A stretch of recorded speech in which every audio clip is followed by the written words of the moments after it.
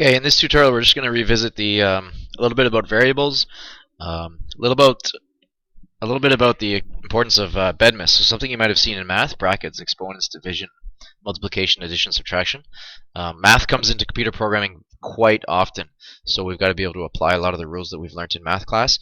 We're also going to look at the if statement again, and things like ands and ors, greater than, less than, those are all important concepts. So if you take a look at this program, basically it's going to ask, please enter your grade 9 math mark.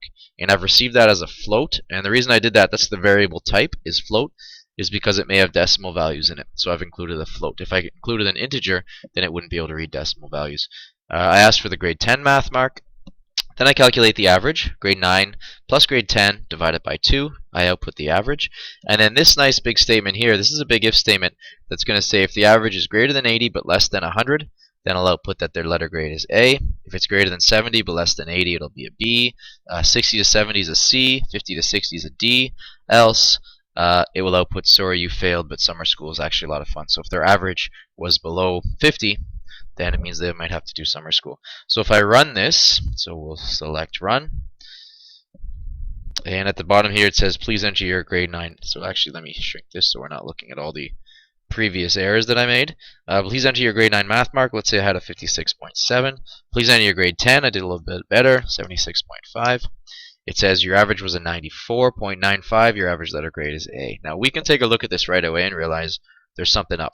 So there's something wrong with this. How did I get a 56.7 and a 76.5 and end up with a 94 average and an A? That would be sweet if life worked that way, but it does not. So we've got something wrong with our program, and the problem is our equation. It's taking the grade 10 math mark, dividing it by 2, and then adding it to the grade 9 math mark. Well, that's not good. So going back to, and I'll just put in comments here. So this little hashtag here, or pound sign or number symbol, anything we write after that is called a comment or internal documentation. This won't be outputted by the program. It won't even be read. So I can add all sorts of comments into this code.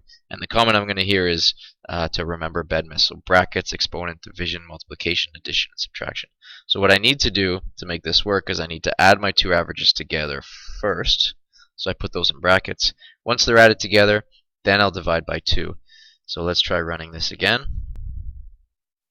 I'll say, what did I say, 56.7 and 76.5. Your average is 66.6, so your average is a letter grade of C, and now it's working. So the moral of the story, what you learned in math class is very important, especially when it comes to computer programming. You're going to use a lot of those concepts as you go. And the other thing is to understand what these values here mean, or these words here mean. So ands and ors. So we can also have an or value in here. So you could write a program where if one thing is true or the other thing is true. So if two values are true, that's a little bit different than if two values are true. So if really only one statement has to be true, that's be an or statement. But when we use an and statement, then two values have to be true. So in this case, the average has to be greater than 80, but it also has to be less than 100. So that's our basic if statements. This else statement is what happens if none of the things above it are true. So if none of these four statements are true, we have an else statement in here that'll catch everything else.